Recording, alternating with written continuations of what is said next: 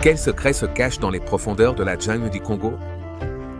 Des créatures inconnues qui rôdent dans l'obscurité jusqu'aux anciens artefacts qui défient l'histoire. Accompagne-moi dans ce voyage vers l'inconnu alors que nous explorons les mystères les plus effrayants de la jungle du Congo. Numéro 15, le singe Billy. En tête de notre liste de découvertes curieuses et effrayantes se trouve le singe Billy, également connu sous le nom de singe mystérieux de Bondo. C'est un cryptide qui a suscité un grand intérêt dans le monde de la cryptozoologie. On dit qu'il habite la forêt de Billy, en République démocratique du Congo. Ce primate insaisissable et peu compris a éveillé l'intérêt des chercheurs et des passionnés. Décrit comme un grand singe terrestre, on dit que le singe Billy est plus grand et plus agressif que le chimpanzé commun. Les rapports suggèrent qu'il présente des comportements uniques, comme le fait de nicher au sol, ce qui est rare chez les autres grands singes connus. Ses vocalisations caractéristiques ont été décrites comme profondes et résonantes, ce qui le distingue des autres primates de la région. Bien que certains sceptiques remettent en question l'existence du singe bipède, de nombreux témoignages de villageois et de chercheurs locaux ont fourni des informations intrigantes sur sa possible existence. Les témoins racontent souvent des rencontres avec un grand singe bipède présentant un mélange de caractéristiques de gorille et de chimpanzé. De prétendues observations et rencontres ont donné lieu à des spéculations sur une possible connexion du singe bipède avec des espèces connues de grands singes. Présence d'un primate nouveau et encore non découvert dans la région. Malgré toutes les preuves anecdotiques, la documentation scientifique concrète sur le singe bipède reste rare. Les expéditions et les études de terrain visant à recueillir des preuves tangibles de son existence ont rencontré des difficultés en raison de la nature dense et reculée de la forêt de Billy. Numéro 14, Jaba Fofi. Dans les profondeurs des régions denses et sombres de la forêt tropicale du Congo, rôde une terreur qui hante les cauchemars de ceux qui osent s'aventurer sur ces terres. Le Jaba Fofi, un arachnide colossal aux proportions effrayantes. Des légendes et des rumeurs parmi les tribus locales parlent d'une araignée monstrueuse, de la taille d'une voiture, avec des pattes si larges qu'elle pourrait envelopper un adulte dans une seule et terrifiante étreinte. On dit que le Jaba Fofi possède un appétit vorace, dévorant quiconque ose croiser son chemin. Ses 8 membres poilus et fibreux se déplacent avec une agilité déconcertante, me propulsant silencieusement à travers la broussaille pendant qu'il attend sa proie sans méfiance. On raconte que ses yeux, qui brillent avec malice, observent depuis l'obscurité, donnant des frissons même aux habitants les plus aguerris de la forêt. On dit qu'il était fait d'un matériau plus résistant que l'acier, capable de piéger non seulement de petits animaux, mais aussi des créatures bien plus grandes, cédant ainsi leur destin. Sa tanière, cachée au plus profond de la forêt, est un labyrinthe emmêlé de soie où résonnent les échos des anciennes victimes de Jaba Fofi, servant d'avertissement inquiétant à quiconque oserait s'y aventurer. Numéro 13, Kongamato. Le Kongamato, dont le nom vient de la langue locale kaandi et signifie « briseur de bateaux », est un cryptide qui hante les cieux des régions reculées de la Zambie et de la voisine République démocratique du Congo. Décrit comme une créature ailée monstrueuse, semblable à un ptérosaure ou à une chauve-souris géante, le Kongamato est au cœur de légendes effrayantes et d'une peur primitive, connue pour sa présence menaçante et ses attaques mortelles contre les voyageurs imprudents. Selon la tradition locale, on dit que le Kongamato possède une envergure pouvant atteindre 2,5 mètres, avec des ailes coriaces semblables à celles d'une chauve-souris qui projette des ombres sinistres sur la terre brûlée par le soleil. On raconte que son bec, semblable à celui d'un reptile prédateur, est rempli de crocs aussi tranchants que des lames, capables de déchirer la chair d'un seul coup. Des témoins terrifiés racontent des histoires sur le sang de la créature, dont les cris stridents et effrayants résonnaient à travers les denses cimes des arbres, annonçant son arrivée imminente. On croit que le Kongamato est un présage de malheur, une créature qui se délecte de semer le chaos et d'inspirer une terreur mortelle dans le cœur de ceux qui osent croiser sa route. Les récits de ces attaques contre des villageois et des explorateurs locaux ont perpétué une aura de peur, poussant même les aventuriers les plus intrépides à éviter les vastes et menaçants paysages où l'on raconte que le Kongamato habite. Numéro 12, le triangle de Gwaludu. Le triangle de Gwaludu, situé dans le parc national de Nwabalendoki, en République du Congo, est une région à la biodiversité riche, célèbre pour sa population florissante de gorilles des plaines de l'Ouest et de chimpanzés. Cette zone reculée, niché dans la forêt tropicale du bassin du Congo, a été exploré pour la première fois dans les années 1980 par une équipe de primatologues dirigée par les docteurs Criquet San et David Morgan, qui ont découvert la grande diversité de primates et l'importance unique de la région. S'étendant sur environ 500 km², le triangle de Gwalugo se caractérise par sa végétation dense et ses arbres imposants, qui servent d'habitat à diverses espèces, telles que les éléphants de forêt, les léopards et une grande variété d'oiseaux. Ce qui rend cet endroit fascinant, c'est son importance en tant que site de recherche pour étudier le comportement, la dynamique sociale et l'utilisation d'outils par les primates qui résident dans la région. Les chercheurs ont observé des comportements et des structures sociales complexes chez les populations de gorilles et de chimpanzés, ce qui a fourni des informations inestimables sur la complexité de leur vie. De plus, la biodiversité du triangle a attiré l'attention sur l'importance de préserver le bassin du Congo, connu comme la deuxième plus grande forêt tropicale du monde après l'Amazonie. Sa conservation contribue à un effort mondial pour atténuer le changement climatique et protéger l'habitat de nombreuses espèces. Bien qu'il ne soit pas intrinsèquement étrange ni inquiétant, la nature reculée et vierge du triangle contribue à son aura de mystère. Numéro 11. Le fleuve le plus sombre du monde. À travers la dense forêt tropicale congolaise coule un cours d'eau sinistre connu sous le nom du lugubre fleuve Ruki. Ces eaux, noires comme la nuit, enveloppent leurs secrets dans un voile d'obscurité impénétrable, dissimulant un mystère qui échappe depuis longtemps à la communauté scientifique. Lorsque Travis Drake, un intrépide chercheur de l'ETH de Zurich, a vu le Ruki pour la première fois, sa couleur noire l'a fasciné. C'était un fleuve qui semblait surgir des profondeurs de l'obscurité, un abîme d'obsidienne défiant toutes les attentes conventionnelles. L'énigme de son obscurité réside dans ses profondeurs, qui abritent une abondance de matière organique dissoute, ce qui en fait davantage un mélange semblable à un thé de la jungle qu'un cours d'eau conventionnel. Avec un bassin versant 4 fois plus grand que la Suisse, le Ruki demeure un abîme insondable aux profondeurs inexplorées, dont les secrets se cachent aux confins de son domaine intact. En 2019, Drake et son équipe se sont lancés dans une mission audacieuse, installer une station de mesure près de la ville de Mavandarka afin de dévoiler les secrets insaisissables du fleuve. Ce qu'ils ont découvert était stupéfiant. Le fleuve Ruki, bien qu'il ne représente qu'une fraction de l'immense bassin du Congo, fournit un cinquième du carbone organique dissous qui circule dans le Congo lui-même. Les acides organiques de l'eau libèrent du dioxyde de carbone au cœur même de la forêt, enveloppant la région d'un mystérieux brouillard inquiétant. Le couronnant et languissant du Ruki permet de retenir les murmures de ses profondeurs, dissimulant la véritable ampleur de sa puissance. Drake avertit que les rivières tumultueuses pourraient déchaîner un man encore plus grand, propulsant le dioxyde de carbone dans l'air dans une véritable symphonie de perturbations environnementales. Tandis que les secrets du fleuve Ruki continuent d'échapper à la connaissance de la science moderne, on ne peut qu'imaginer quelle créature inconnue se cache sous ces sombres profondeurs. Numéro 10. Okapi. La découverte de l'insaisissable Okapi, également connu sous le nom de girafe des forêts, est une histoire qui mène le domaine de la zoologie, de l'exploration et du folklore africain. L'histoire de cette créature singulière a commencé à se développer à la fin du XIXe siècle, lorsque des rumeurs sur un étrange animal ressemblant à un cheval, vivant au cœur de la jungle, ont captivé l'imagination des explorateurs et des naturalistes européens. Ce n'est qu'au début du XXe siècle que Sir Harry Johnston, administrateur colonial et explorateur britannique, a confirmé l'existence de l'Okapi. En 1901, Johnston, avec l'aide de guides locaux, parvint enfin à obtenir des preuves physiques de cette créature insaisissable, notamment sa peau et son crâne. La découverte de ce mammifère particulier, avec ses rayures frappantes semblables à celles d'un zèbre et sa longue préhensile, a stupéfié la communauté scientifique et le public, suscitant un grand intérêt et une vive curiosité. L'apparence singulière de l'Okapi et sa nature solitaire contribuent à son caractère insaisissable, donnant naissance à des légendes et des mythes locaux autour de son existence. Sa découverte a mis en lumière la richesse de l'écosystème diversifié du Congo, consolidant la réputation de la région comme un centre de biodiversité et de merveilles biologiques.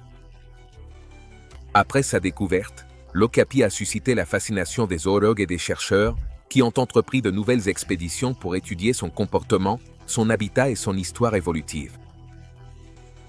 Les efforts visant à protéger cette espèce nouvellement découverte ont conduit à la création de la réserve de faune à Okapi, dans le nord-est de la République démocratique du Congo, qui offre un sanctuaire à ses habitants de la forêt et souligne l'importance de la conservation.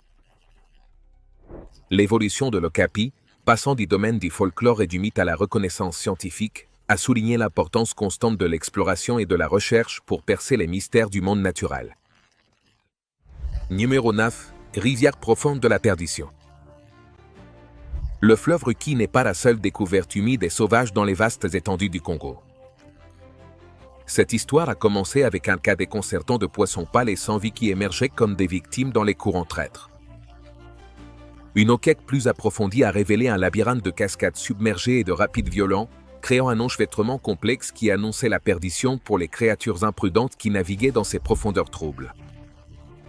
Le Bas-Congo, reconnu comme le fleuve le plus profond du monde, exhibe un paysage surnaturel où le moindre faux pas pourrait entraîner un destin périlleux.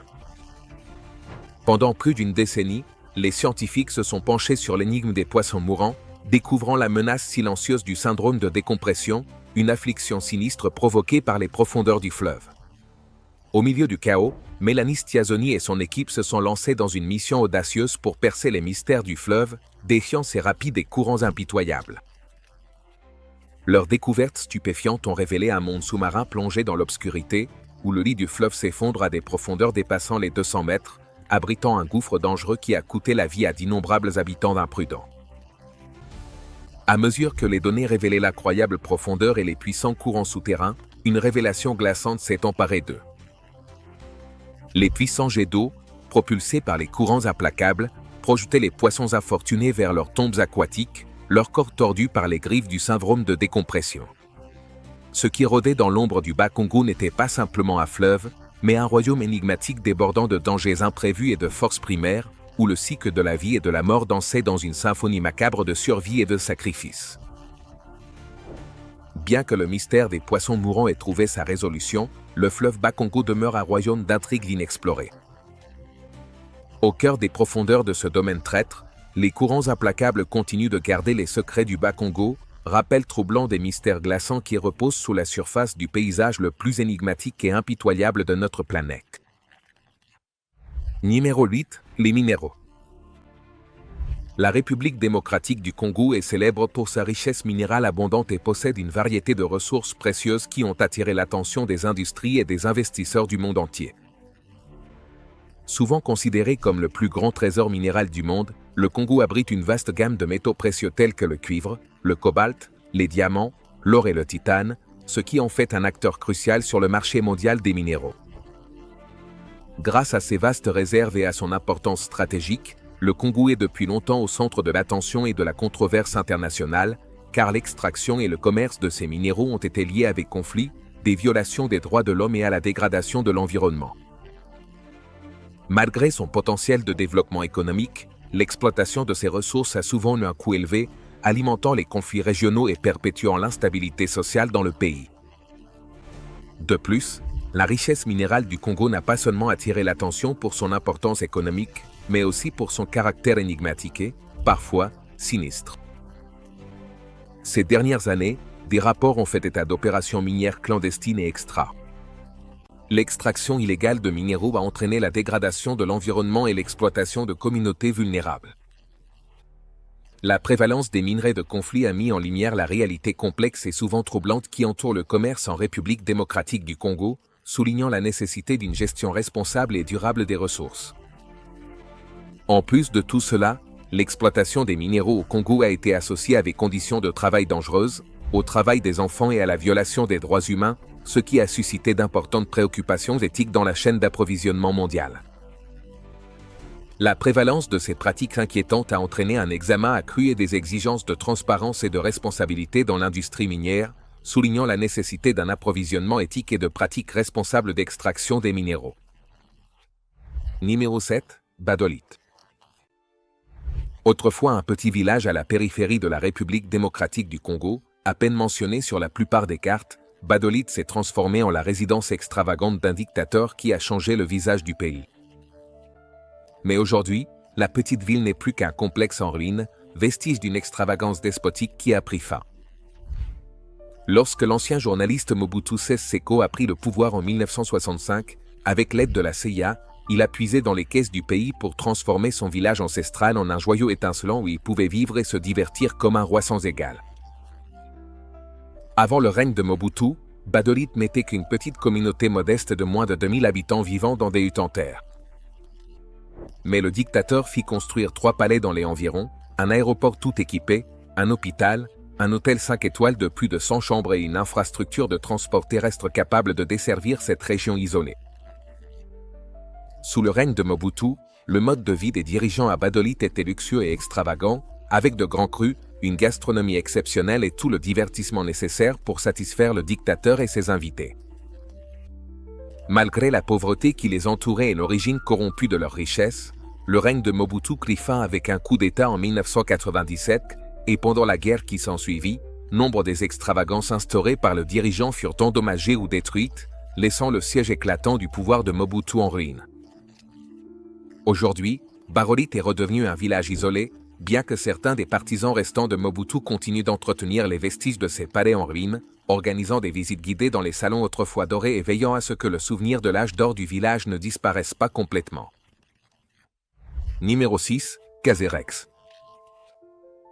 L'histoire de l'origine du Caserex est profondément ancrée dans la riche tapisserie du folklore congolais, mêlée à l'héritage des communautés locales et à la mystique de la nature sauvage. Selon des récits traditionnels transmis de génération en génération, la légende du naufrage du Kazé est née des denses forêts qui bordaient la rivière Kazé, où ont commencé à circuler des histoires sur un prédateur redoutable et insaisissable. Parmi les tribus indigènes, les premières versions du mythe du Caserex évoquaient une créature reptilienne colossale et implacable qui errait dans les canaux et les forêts impénétrables de la région, inspirant une profonde crainte et un grand respect à ceux qui habitaient ces terres. Les histoires de ces rugissements tonitruants résonnant dans la nuit et de sa présence redoutable projetant une ombre menaçante sur le paysage dressaient un portrait saisissant d'une force primordiale défiant la compréhension humaine. Au fur et à mesure que la légende prenait forme, le Caserex devint synonyme des forces indomptées et implacables qui régnaient sur le monde naturel, incarnant la férocité primitive et le mysticisme de la nature inexplorée du bassin du Congo. Son nom, tiré de la rivière Kazé qui serpentait au cœur de la région, s'est imposé dans la mythologie locale comme un symbole d'émerveillement et de révérence.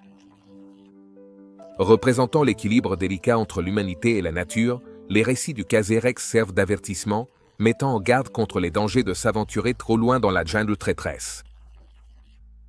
Sa légende s'est entremêlée au tissu culturel des communautés locales, façonnant leur vision du monde et renforçant leur respect pour le paysage sauvage qui les entourait.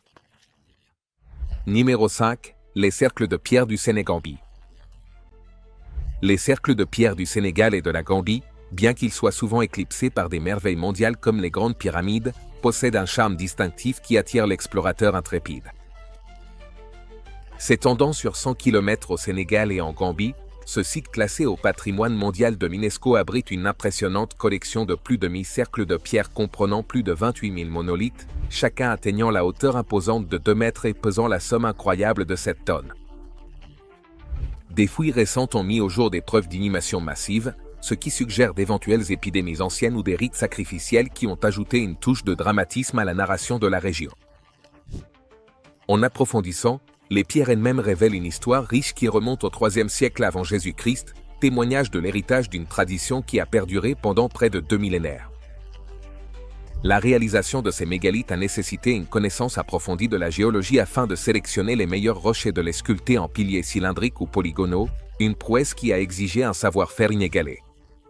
Le transport de ces monolithes jusqu'à leur emplacement actuel a requis l'effort collectif de centaines de personnes, ce qui reflète une habileté organisationnelle qui évoque les civilisations anciennes. Enclavés entre les rivières Sénégal et Gambie, ces cercles de pierre ne sont pas de simples structures isolées. Ils s'entrelacent avec le paysage, entourés de tumulus funéraires et de vestiges d'un passé ancien. Le complexe Simnagalim, par exemple, est entouré de tumulus funéraires érodés.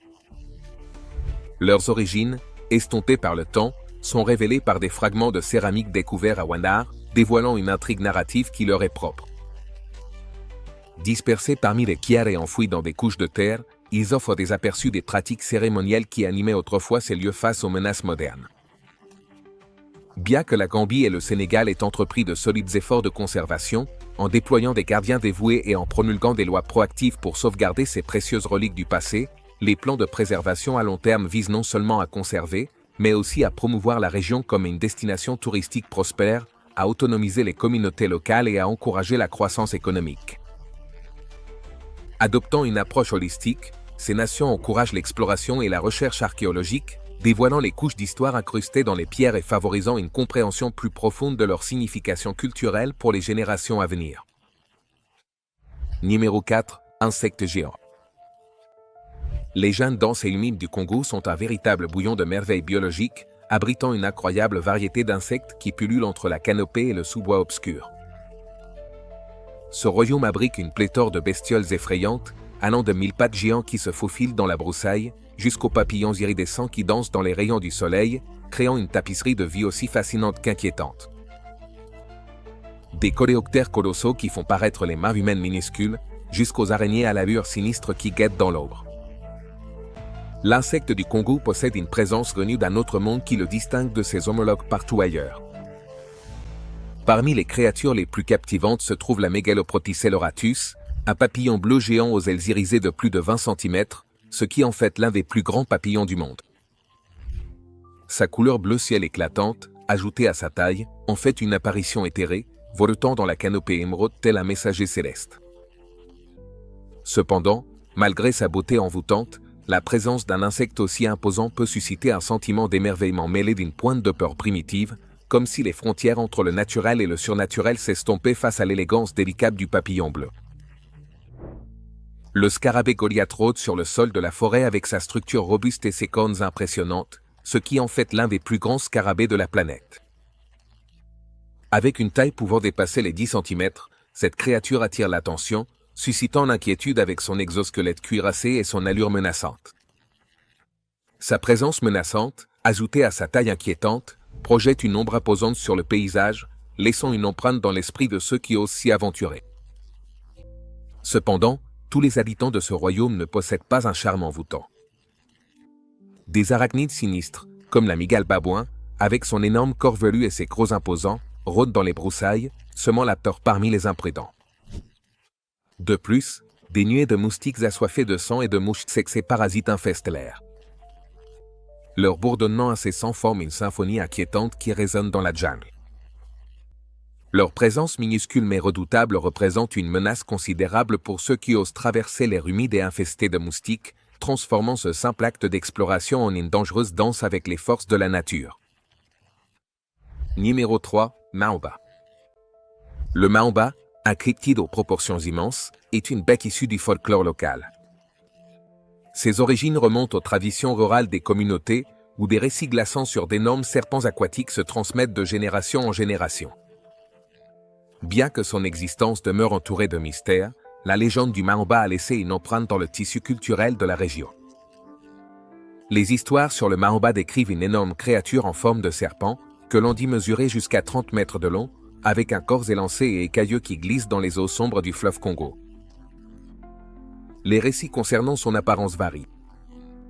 Certains affirment qu'elle possède une tête de cheval, tandis que d'autres la décrivent avec un visage plus serpentin, doté de yeux rouges perçants qui brillent sinistrement dans les profondeurs. Bien que les sceptiques rejettent le maomba comme une simple légende, les prétendues apparitions au fil des années ont perpétué les mystères entourant cette créature. Des rapports de pêcheurs et de villageois locaux évoquent des rencontres terrifiantes avec le maomba, racontant comment il a renversé des bateaux et entraîné des victimes imprudentes dans l'eau, pour qu'on ne les revoie jamais. Ces prétendues rencontres, souvent partagées à voix basse autour de flammes vacillantes, ont alimenté la peur et la fascination persistante autour de cette créature. Malgré sa place importante dans le folklore local, le maomba reste un cryptide dont l'existence n'a pas été scientifiquement vérifiée. Des chercheurs et des cryptozoologues ont entrepris des expéditions pour découvrir la vérité derrière la légende, mais des preuves concluantes de son existence restent difficiles à obtenir. Le manque de preuves tangibles, ajouté à l'absence d'observations vérifiables, a conduit beaucoup de gens à classer le maomba comme un cryptide, une créature dont l'existence repose principalement sur des témoignages anecdotiques et le folklore, plutôt que sur des données empiriques. On pense que les origines de la légende du maomba remontent à plusieurs siècles, avec des récits anciens mêlés à la riche mythologie congolaise et à la tradition orale. Au fil du temps, la légende a évolué et s'est adaptée, chaque récit ajoutant de la complexité à la réputation redoutable de la créature. Qu'il soit simplement le fruit du mythe et de la superstition ou un véritable habitant des profondeurs, le Mahamba continue de captiver l'imagination de ceux qui osent s'aventurer dans les mystères des eaux sauvages du Congo. Numéro 2, le singe Lesula. Une espèce de primate fascinante a émergé des denses forêts tropicales de la République démocratique du Congo, attirant immédiatement l'attention aussi bien des chercheurs que du grand public.